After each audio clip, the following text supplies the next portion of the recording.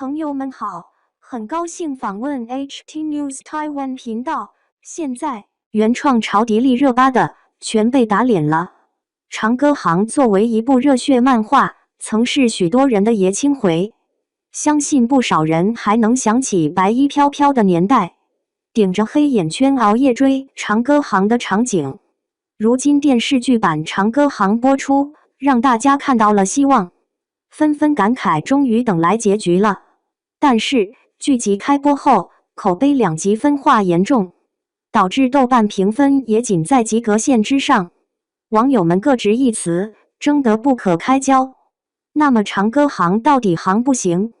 选角不被看好，看了都说真香。其实早在长歌行宣布主演阵容时，就引发了不少争议。从克拉恋人中傲娇又可爱的高文到三生三世十里桃花中灵动可爱的白凤九，迪丽热巴凭借着两个鲜活有趣的配角为观众熟知。但是这样的惊喜并没有延续下去。她担任女主角的《三生三世枕上书》中，观众对白凤九反响平平。之后播出的《漂亮的李慧珍》和《烈火如歌》等电视剧，也都没有激起什么水花。不少观众觉得迪丽热巴不抗拒，但在长歌行中，迪丽热巴还是将李长歌的成长演绎出来了。李长歌开篇还是一个意气风发的郡主，能在阿娘怀里撒娇，也能在蹴鞠赛场拔得头筹。但在家庭遭遇变故之后，只能扮上男装隐忍复仇。在刚开始看到阿娘被杀时，长歌还只是像个孩子般无措地哭着。但在冷静思考之后，他选择复仇。来到阿娘棺椁前折柱位时，一身都透着狠劲儿。迪丽热巴充满英气的长相，很适合在复仇时需要女扮男装的长歌。特别是在周一战中披上盔甲，真的很飒。同样让观众不买账的还有饰演男主角阿诗勒隼的吴磊。童星出身，吴磊在大家的印象中都是一副少年感满满的形象。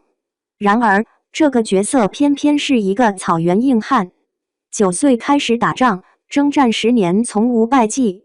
同时阿诗勒隼性格冷傲，并不常开口说话，需要演员用眼神来塑造角色。作为领导最强部队鹰师的特勤，阿诗勒隼的眼神是能威慑四方的凌厉，让人不敢挑战他的威严。但当他想到长歌时，眼神又变得温柔似水，尤其是当两人四目相对时，更是眼神拔丝。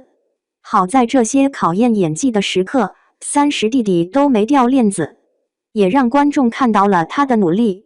于是吴磊跟迪丽热巴的 CP 感出来了，般配式演技冲上热搜，许多观众直呼真香。复线 CP 公主李乐嫣与是魏浩都的小白 2X 大灰狼设定也让不少观众磕到上头。赵露思扮演的李乐嫣天真纯良，是一个小哭包。按说这样傻白甜的人设早就过了气，但赵露思甜美可爱的长相就恰好让观众吃了小白花这一套。柔弱的公主搭上刘宇宁扮演的冷面侍卫浩，都产生了奇妙的化学反应。尽管两人戏份并不多，但热度不断上涨。剧情魔改，有点新东西。作为一部古装偶像剧，长歌行并没有局限于女主角一边复仇，一边与男主角搞暧昧的小情小爱上，而是加入了政治权谋、家国情怀等元素来催化李长歌的成长。在古装偶像剧的基础上加入历史正剧的特色，算是一次不错的尝试。虽然剧集还是打着大女主的旗帜，但未采取不符合逻辑的降智操作。女主也是确实是靠自己的才智本领搞事业，一步一步获得成长。剧集对原著漫画做出的修改，也是在层层铺垫女主角精神层面的成长变化。在国恨面前，家仇是可以放下的，只是这个放下是有过程的。首先，人物设置有变化。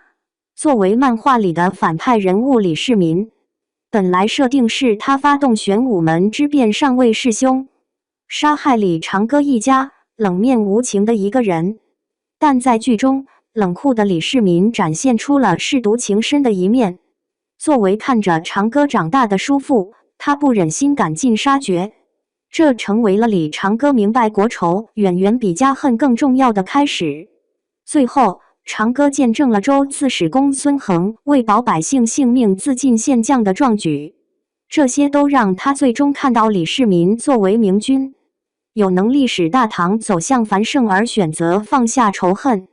漫画融入剧中，仍需斟酌。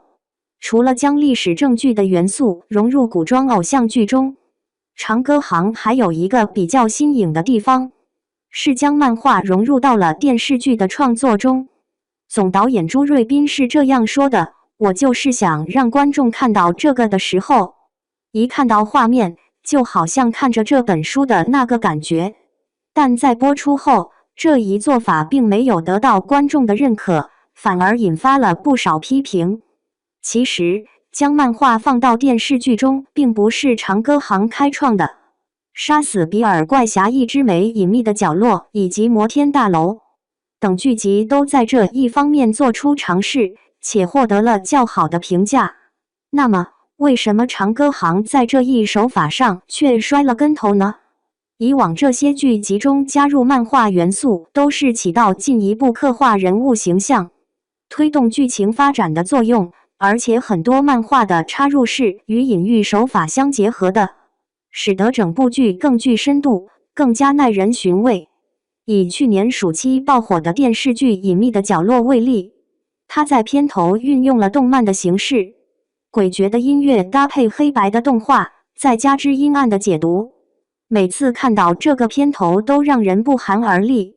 同样如此的还有剧中插入的3只小鸡漫画，漫画中人物与剧中人物也有所对应，结局同样引人揣测。这两部分动画的插入都为这部剧添上一笔悬疑的色彩，让观众对剧情有了不同的理解，讨论度也非常高。反观长歌行中漫画的插入，片头片尾可以说是体现了漫改剧的本质，但剧中的漫画并非起到推动作用，而是直接用来代替情节发展。像长歌被追杀跳入水中逃跑，长歌中箭坠入悬崖，以及周城外两军激烈开战的场面，全部都用一帧一帧的漫画带过。这些画面如果真的要拍，不是需要演员吃苦，就是需要经费大制作，所以很难不让人猜疑这是剧组偷工减料。而且毫无铺垫的从流畅播放的真实画面转到如 PPT 放映般的漫画，无论是视觉上还是心理上，一下子都很难让观众接受，影响观感也容易出戏，无法将漫画和真实场景和谐地糅合在一起，就生出了劣质感。两者间生硬的切换只会削弱整体的流畅性。如何将漫画元素更好地融入情节中，是长歌行创作团队需要好好反思的问题。总体来说，长歌行的表现还是要高于预期的，局限虽然明显，但瑕不掩瑜。演员演技在线，剧情发展节奏合理，只是对漫画剪辑进剧集中还需要多些考量。整体上还是值得看的一部剧。配乐方面，现在释出的几首歌都很符合剧中的情感，尤其是萨顶顶老师演唱的插曲《如若归来》。在已经播出的几集中，阿豆、公孙恒相继离世，悲凉的歌声和哭声混杂在一起，虐得观众心疼。目前剧情发展到新篇章，李长歌离开大唐进入草原，又会发生什么样的故事呢？相信故事后续的发展会更加精彩，电视剧的评分也会有所提高。